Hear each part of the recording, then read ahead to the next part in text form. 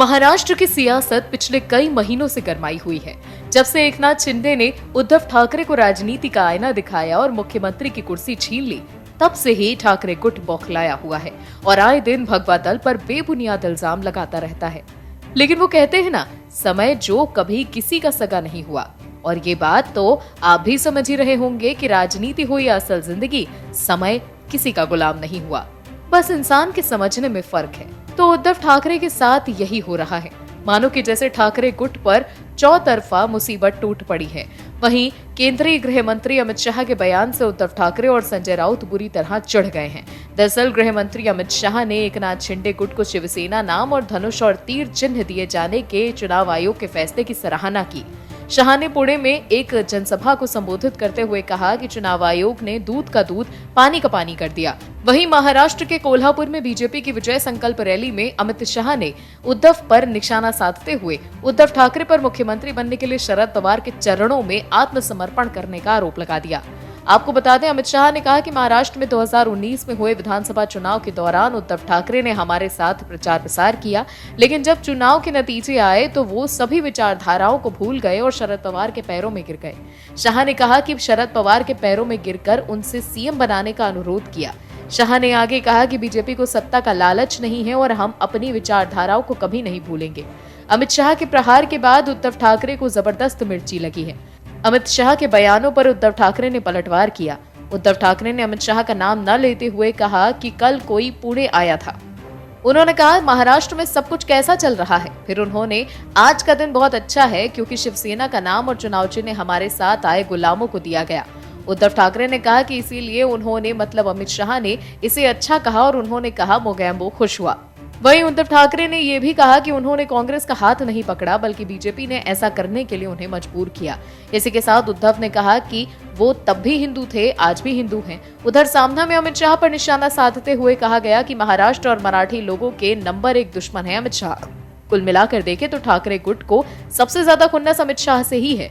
उद्धव ठाकरे से लेकर संजय राउत अमित शाह से झल्लाए हुए हैं। उन्हें मालूम है कि अमित शाह से पंगा लेने की वजह से आज उनके हाथ से शिवसेना पार्टी छिन गई है। 2019 में बीजेपी के साथ चुनाव लड़ने के बाद उद्धव ठाकरे ने एनसीपी और कांग्रेस से हाथ मिला लिया था। संजय राउत अपने आप को चाणक्य समझ रहे थे, लेकिन कुर्सी के मोह में राउत और उद्धव ये भूल गए थे कि इस वक्त भारत की राजनीति में अमित शाह से बड़ा चाणक्य कोई नहीं। आम आदमी पार्टी की मुसीबतें कम होने का नाम नहीं ले रही हैं। आए दिन उन पर कोई न कोई आरोप लगते ही जा रहे हैं। कभी एक भ्रष्ट विधायक को बचाने का आरोप, कहीं जेल में बंद मंत्री को बेवजह पद पर बनाए रखने का आरोप, तो कभी शराब के टेंडर में घूस लेने का आरोप। पता नहीं आम आदमी पार्टी राजनीतिक दल बची है या संवैधानिक संस्था का पसंदीदा जांच सपोर्ट। मानो ऐसा लग रहा है कि कट्टर ईमानदार पार्टी की हर शाखा पर एक कट्टर भ्रष्ट नेता बैठा है, जिसे आए दिन कोई न कोई एजेंसी जांच के लिए बुलाई ही लेती है। जिस तरह जांच एजेंसी ने आम आदमी पार्टी के नेताओं को अपने रडार पर लिया हुआ है, उससे ऐसा लगता है कि जल्द ही आधी पार्टी और दिल्ली का मंत्रिमंडल दिल्ली के बड़े घर तिहाड़ जेल के पीछे अपने साथी सत्येंद्र जैन के बैरक पार्टनर न बन जाएं। इतने कर्म करने के बाद आम आदमी पार्टी के सभी दिग्गज डरे भी हुए हैं।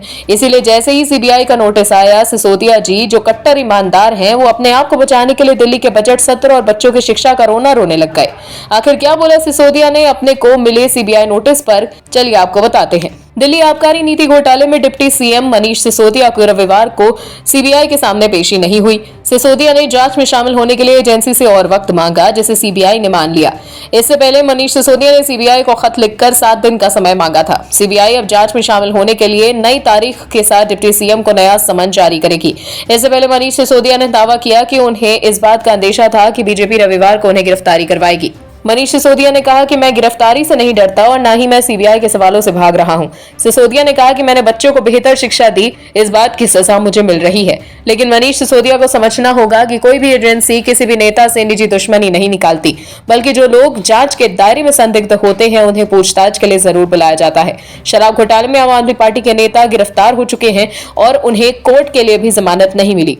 वहीं जांच एजेंसी को 100 करोड़ रिश्वत लेने का पता चला है। ऐसे में आबकारी विभाग के मंत्री होने के नाते सीबीआई मनीष सिसोदिया से पूछताछ करना चाहती है, तो सिसोदिया राजनीतिक ढंग देने की कोशिश क्यों कर रहे हैं? अगर सिसोदिया ने कुछ नहीं किया तो वो सीबीआई और ईडी के नाम से क्यों घबरा रहे हैं?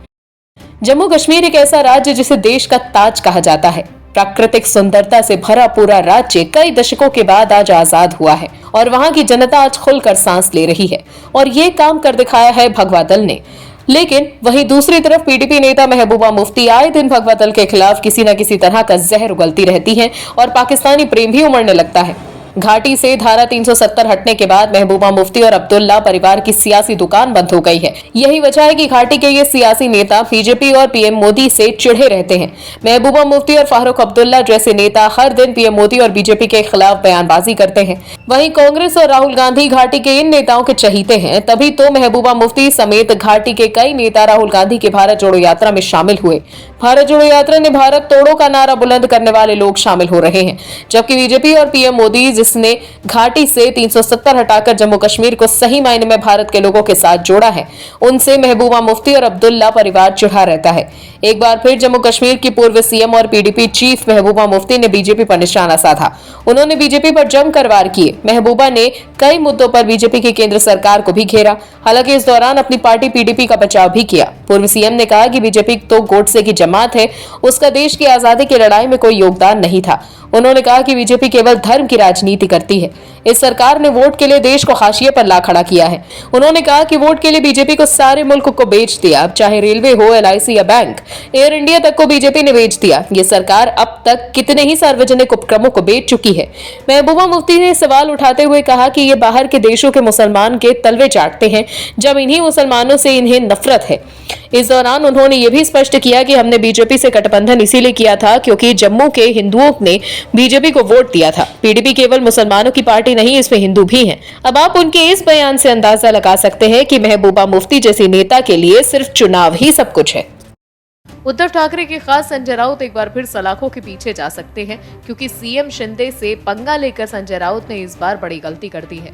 शिवसेना की कमान शिंदे गुट को मिलने के बाद से ही उद्धव ठाकरे और संजय राउत तिलमिलाए हुए हैं।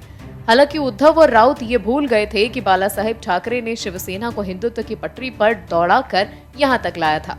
लेकिन सत्ता की मोह में उद्धव ठाकरे और संजय राउत शिवसेना की विचारधारा को भुलाकर कांग्रेस और एनसीपी के आगे नतमस्तक हो गए। लेकिन वो कहते हैं ना कि अंत भला तो सब भला। आखिर में शिवसेना सही दावेदार के हाथ में चली गई, यानी कि एकनाथ शिंदे के हाथ में। लेकिन वहीं उद्धव ठाकरे के चहीते नेता संजय राउत की भी मुश्किलें बढ़ गई, क्योंकि शिवसेना की कमान छिनने के बाद संजय राउत ऐसे झल्लाए कि वो सीएम शिंदे और गृहमंत्री अमित शाह के खिलाफ आपत्तिजनक बयानबाजी करने लगे थे।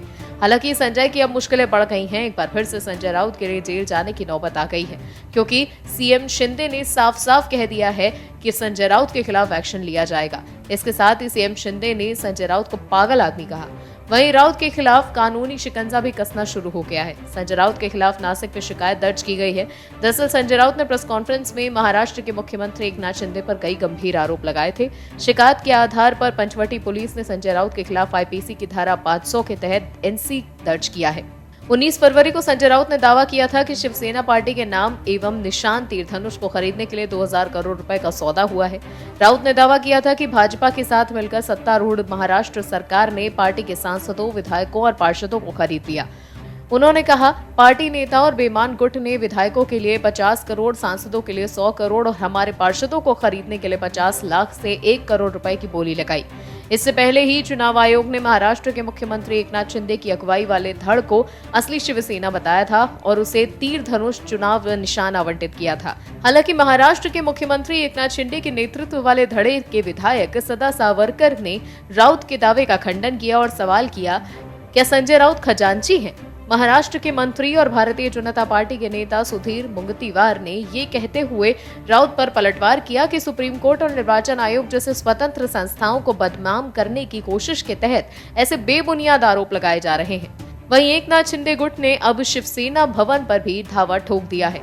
ठाकरे गुट के नेता सदा सरवरकर ने कहा है कि शिवसेना भवन हमारे लिए एक मंदिर है, हमारे लिए पार्टी की हर शाखा एक मंदिर है। वहीं अब संजय राउत को कानूनी कार्रवाई का सामना करना पड़ सकता है और एक बार फिर राउत पर जेल जाने का खतरा मंडराने लगा है। लोकसभा चुनाव 2024 को लेकर सियासी पारा चढ़ता जा रहा है। सभी सियासी दलों ने अपनी तैयारी शुरू कर दी है। हालांकि देश की सबसे पुरानी पार्टी कांग्रेस ने लोकसभा चुनाव से पहले ही पीएम मोदी और भगवा दल के सामने सरेंडर कर दिया। कांग्रेस पार्टी को समझ आ गई है कि पीएम मोदी और बीजेपी के आगे उनकी सियासी हैसियत क्या है। हालांकि एक जमाना था कि पूरा देश कांग्रेस के आदेश पर उनके पीछे खड़ा होता था। कांग्रेस का एक वो दौर भी था कि कांग्रेस ने अपने बेहतर राजनीतिक विस्तार के लिए एकला चलो रे का नारा दिया था, जिसमें वो बहुत हद तक सफल भी रही थी। लेकिन समय के साथ देश बदला, देश की राजनीति बदली और देश की जनता और लोकतंत्र दोनों ही परिपक्व हुए। 90 के दशक के बाद कांग्रेस का ग्राफ जो ढलान की तरफ बढ़ा है, उसकी अब स्थिति ये है कि रसातल उसकी ओर देख रहा है। कि कब रसातल और कांग्रेस का संगम हो जाए वो खुद पाताल लोग को भी नहीं पता। और गांधी जी का विचार कि आजादी के बाद हमें कांग्रेस को बंद कर देना चाहिए, वो इस देश के राजनीतिक परिप्रेक्ष्य में कब चरितार्थ हो जाए। कांग्रेस ने 2004 और 2009 में जैसे ही जोड़ तोड़ भ्रष्टाचार वाली सरकार चला ली, लेकिन जब से मोदी सरकार 2014 के बाद आई है और केंद्रीय राजनीति के जो मानक मोदी सरकार ने संगठन के स्तर पर इस देश में स्थापित किए हैं, उसका तोड़ अभी तक कांग्रेस नहीं खोज पाई है। और अब शायद कांग्रेस की हिम्मत भी टूटती नजर आ रही है। तभी तो कांग्रेस महासचिव केसी वेणुगोपाल ने ऐसा बयान दे दिया जिससे ये साफ झलक रहा है कि भाजपा की मजबूत किलेबंदी के आगे कांग्रेस ने आत्मसमर्पण कर दिया। आखिर क्या बोल गए राहुल गांधी के खान केसी वेणुगोपाल, बताते हैं आपको इस रिपोर्ट में। बिहार के सीएम नीतीश कुमार के विपक्षी एकता को लेकर दिए गए बयान के बाद कांग्रेस की तरफ से भी प्रतिक्रिया सामने आई। कांग्रेस महासचिव केसी वेणुगोपाल ने बयान दिया। वेणुगोपाल ने कहा कि कांग्रेस भी विपक्षी एकता को लेकर उतनी ही चिंतित है। राहुल गांधी और कांग्रेस अध्यक्ष मल्लिकार्जुन खड़गे ने कई मौकों पर कहा है कि मौजूदा हालात में कांग्रेस अकेले इस सरकार से नहीं लड़ सकती। भारत जोड़ो यात्रा में कुछ विपक्षी दलों के नहीं आने पर केसी वेणुगोपाल ने कहा कि विपक्षी एकता के लिए हमारा प्रयास बहुत ईमानदार है। हमारे पास भले ही कई कड़वे अनुभव हैं जो चोट पहुंचाते हैं, लेकिन हम इस तानाशाही सरकार को हटाने के लिए सब कुछ भूलने को तैयार हैं। हम चाहते हैं पूरी तरह से विपक्ष में एकता हो, लेकिन कांग्रेस में भी खुद इस बात पर विभेद है और कांग्रेस विपक्ष को खुले दिल से अपना पाएगी या नहीं, इस बात पर भी विभेद है। और भी वीडियोस देखने के लिए चैनल को सब्सक्राइब करें और बेल आइकन को दबाएं।